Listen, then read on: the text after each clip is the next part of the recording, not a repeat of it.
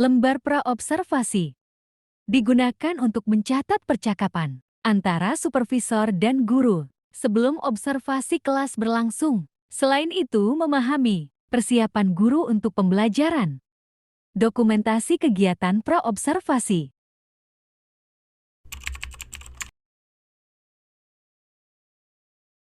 Lembar observasi digunakan untuk mengamati kegiatan siswa dan guru selama kegiatan pembelajaran. Dokumentasi kegiatan observasi.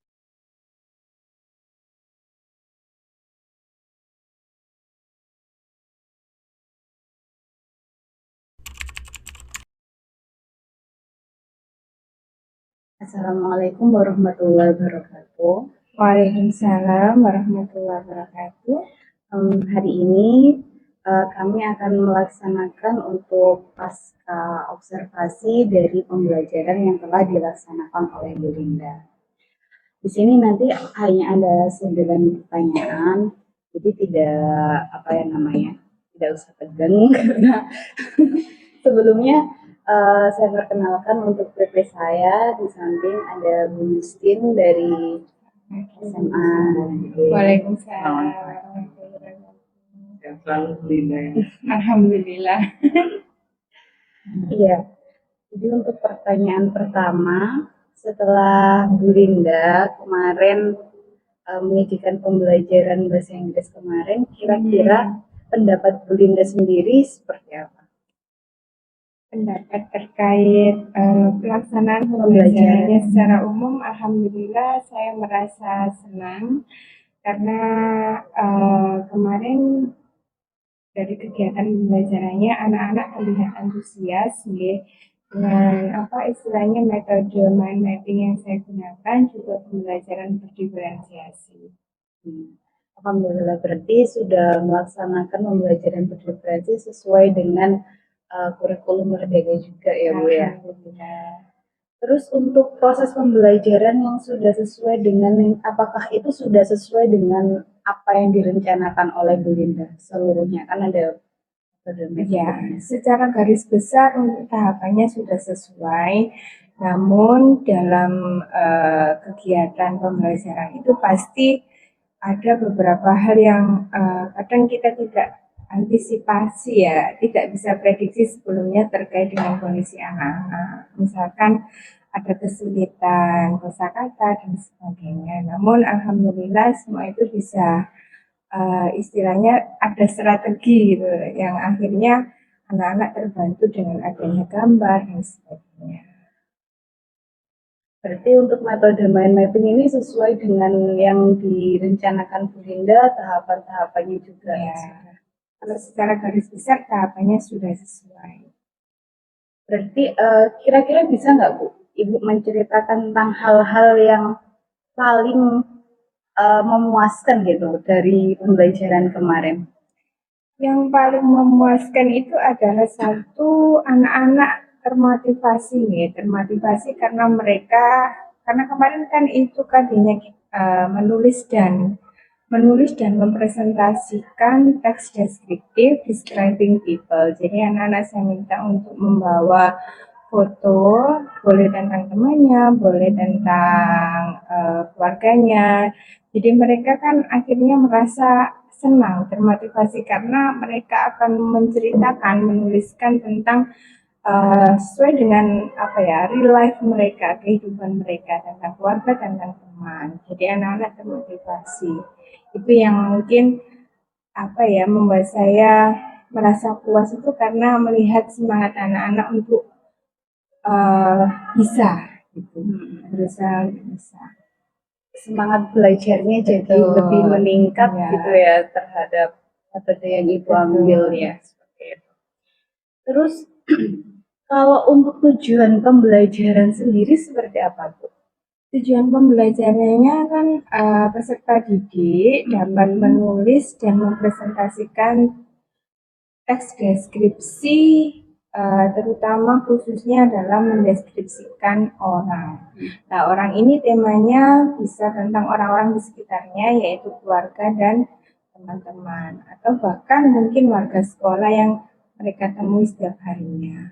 Jadi untuk tujuan pembelajaran sendiri untuk mendeskripsikannya sudah tercapai. Ya, alhamdulillah sudah tercapai dalam bentuk written text ya. Karena kemarin skillnya itu kan writing, lebih ke writing tulis. Terus dari sekian banyak kan tadi udah hal yang menarik, terus ada juga prosesnya dan tujuannya. Tapi ada nggak sih kesulitan atau struggle sendiri dari Bu Linda tentang proses Oh tadi itu? pasti, kalau kesulitan mungkin dari peserta didik itu anak-anak dalam bahasa Inggris itu lebih ke vocab ya, penguasaan vocabulary. Jadi vocabulary mastery-nya itu anak-anak kan limited ya. Jadi sebelum mereka diminta untuk menulis, saya harus membekali dengan apa istilahnya kosakata yang yang berhubungan atau yang akan mereka dapat pakai dalam proses menulis mereka. Tentunya ada pre-activity sebelum mereka memulai proses menulis. Jadi ada istilahnya kegiatan pengenalan vocabulary sebelum mereka menulis. Ini untuk kesulitan vocab ini hanya ke siswa aja ataukah Ibu Linda juga merasakan kayak kesulitan ini hanya dihadapin siswa sendiri atau ke Kalau dari segi peserta didik tadi kan penguasaan vocabulary ya. Kalau saya sendiri mungkin lebih ke ya kan karakteristik anak kan berbeda-beda kan ya. Ada yang anak yang memang mudah kita handle, ada yang anak-anak yang sangat aktif ya. Jadi mungkin sebelum kegiatan individual harus kolaboratif dulu. Jadi nanti di dalam kelompok-kelompok itu mereka akan bisa saling belajar dengan temannya. Tentunya dalam pengelompokan itu kan tidak asal mengelompokkan ya, saya harus memperhatikan itu tadi ada asesmen diagnostiknya dulu. Jadi bagaimana termasuk gaya belajar mereka, kemudian tingkat level penguasaan mereka. Jadi dalam kelompok itu mereka bisa peer teaching and peer learning. Jadi belajar bersama teman. Kayak gitu. tutor sebaya? Ya, tutor sebaya. Jadi untuk kesulitannya Bu Linda sendiri, kalau siswa kan dari vocabnya, kalau Bu Linda sendiri kita ada tahapan-tahapan yang cukup ini ya. Jadi sebelum mereka mandiri menghasilkan sebuah karya itu ada proses kolaboratifnya dulu. Bagus sekali ya, jadi ini dari kemarin pembelajaran kita ternyata seperti itu. Untuk alternatifnya kan kita tahu bahwasanya kita harus ada tahapan-tahapan untuk kayak mengetahui ternyata potensinya anak contohnya di bagian audio atau apa kan di bahasa Inggris seperti itu. Alternatif yang lain untuk mengatasi kesulitan dari Bu itu tadi seperti apa? Bu Linda kemarin. Kalau ini kalau dari segi peserta didik ya, kesulitan peserta didik kan vocabulary. Ya tadi misalkan pengenalan kosakata sebelum menulis, misalkan melalui gambar. Kadang saya share juga berupa video. Kan sekarang di TikTok banyak sekali kan ya video-video pembelajaran yang simple tapi mengena gitu. Jadi lebih gitu. Jadi makanya ketika memberikan bantuan kepada anak-anak kan menyesuaikan. Kalau misalkan ada yang visual, ada yang dia itu lebih suka nonton video gitu. Jadi semuanya kalau bisa diberikan gitu kan. Jadi semuanya terakomodir. Jadi kesulitannya tadi bisa menggunakan gambar, bisa menggunakan video. Itu dari kesulitan peserta didik sih. Untuk hal yang ingin Ibu tingkatkan untuk pembelajaran selanjutnya kan ini udah bagus banget gitu. Tapi pasti ada yang ingin ditingkatkan. Iya. Yang ingin ditingkatkan itu adalah rasa percaya diri anak-anak untuk bahwa bahasa itu tidak sekedar belajar bahasa tapi menggunakan bahasa. Jadi lebih ke keterampilan berbicara dan menulis, productive skill-nya itu. Dengan anak itu kan ketika diminta untuk berbicara, ketika diminta untuk menulis secara langsung itu kan mereka agak enggan, nervous karena merasa belum punya bekal yang cukup untuk ngomong misalnya seperti itu. Jadi yang misalnya untuk selanjutnya pengennya saya itu anak-anak lebih percaya diri dan apa tidak takut salah ataupun malu untuk menggunakan bahasa Inggris itu sendiri. Apa itu bisa masuk ke public speaking ya, Pak? Seperti itu. Iya, bisa kan kalau speaking itu kan skillnya ya berbicara. Kalau kontennya kan kita menyesuaikan misalkan tetap berbicara tapi isinya tentang mendeskripsikan atau berbicara tentang nanti langkah-langkah teks prosedur gitu. Kalau public speaking bisa juga itu nanti ada di ekstra bahasa Inggris lebih Ini ditekankan. dimasukkan ke ekstra bahasa Inggris ya. Ya, Jadi untuk pembelajarannya mungkin lebih ke itu tadi ya. ditingkatkan Kalau di ke kelasnya kan lebih ke kita mengacu pada ACP yang sudah ada. kemarin pembelajaran juga sudah bagus sekali ya ternyata. Tetap aja nih ya. Kalau yang terakhir ini ya Bu F, kira-kira untuk pertemuan selanjutnya Ibu akan melakukan tindakan seperti apa? Tadi kamunya kan maunya biar anak-anak Iya. nggak kerugian seperti itu. Kalau kedepannya mungkin ada pembelajaran yang lebih spektakuler itu. Mungkin ini untuk rencana pembelajaran selanjutnya ya. Saya pengen coba apa istilahnya game kayak turnamen game gitu ya. Jadi gamenya itu berkelompok. Tapi nanti tetap dalam game itu tetap ada nilai individualnya. Jadi bisa jadi assessment formatif lah. Maksudnya tetap bermain tapi ada assessmentnya di dalamnya. Jadi anak-anak nggak merasa kayak Tertekan dinilai. Ini gitu sih. Game yang pakai aplikasi atau Bukan, itu kayak turnamen game itu kayak apa ya istilahnya berkelompok, kemudian nanti ada yang saya tempel di papan-papan gitu. Jadi ada beberapa daftar pertanyaan atau yang harus mereka isi di situ, namun sendiri-sendiri. Misalkan ada siswa A, siswa satu, kelompok A satu, kelompok B satu gitu kan. berarti kalau berkelompok tapi tetap ada penilaian individunya untuk asesmen itu Misalkan sendiri. siswa A1 dapat pertanyaan A1, berarti kan nanti kita bisa mengontrol, oh siapa yang jawab ini gitu kan. Benar atau salahnya, tapi jadi nilai kelompok.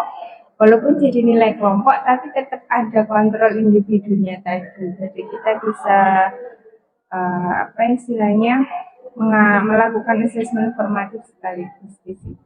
Rencananya Seperti itu. Rencananya juga bagus sekali. Saya pikir tadi itu yang untuk turnamen tuh hampir mirip kayak yang pakai aplikasi kayak Quizzes itu kan juga ada yang kelompok-kelompok seperti bisa itu. juga seperti itu. Ternyata pakai handphone juga berarti langsung nempel-nempel gitu. Kadang kan anak-anak yang kinestetik kan betul. Itu lebih suka bergerak gitu ya. Lebih seru. Ya mungkin kadang-kadang bisa pakai juga yang word wall atau quizzes itu yang sifatnya lebih ke IT penggunaan HP yang nggak apa-apa. Sekali-kali juga seperti itu. Kadang sekali ya permainan yang memang mereka harus move, harus bergerak. Iya Bu Dinda, terima kasih tadi pertanyaan terakhir dari pasca observasi. Dari pembelajaran kemarin tuh saya lihat tuh udah bagus sekali, anak-anak juga aktif. Ternyata baru ngerti ada, menurut Linda sendiri juga ada yang kurang, padahal menurut saya udah perfect gitu. Pasti yang ada yang apa ya, yang perlu ditingkatkan refleksinya gitu. Nah, Bu Justin, itu tadi hasil dari pasca observasi dengan Bu Linda. Ya, benar. Saya pikir apa yang sudah jadi obrolan ya, obrolan di coaching ini sebuah langkah yang bagus. Jadi apa yang disampaikan Linda April itu sesuai dengan apa yang diinginkan Bu April sebagai yang mengcoaching dari pembelajaran yang dilakukan oleh meskipun tadi awal-awal kamu serius sekali. Padahal ya cuma syuting biasa ya.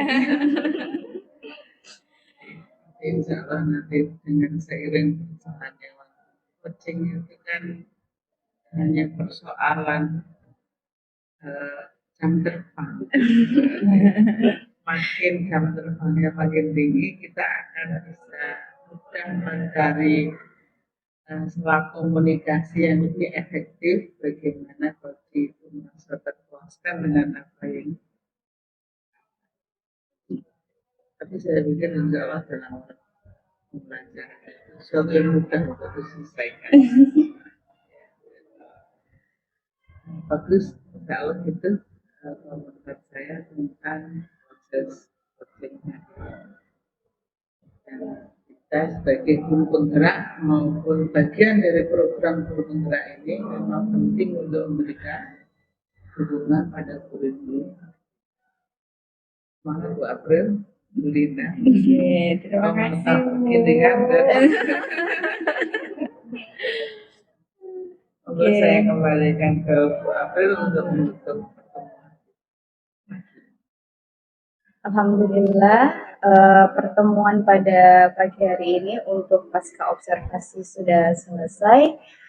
Ada kurang lebihnya, mohon maaf. Segala kelebihan, kesempurnaan hanya milik Allah dan kekurangan milik saya. Assalamualaikum warahmatullahi wabarakatuh. Waalaikumsalam warahmatullahi wabarakatuh. Lembar pasca observasi. Lembar pengembangan diri. Refleksi setelah kegiatan coaching.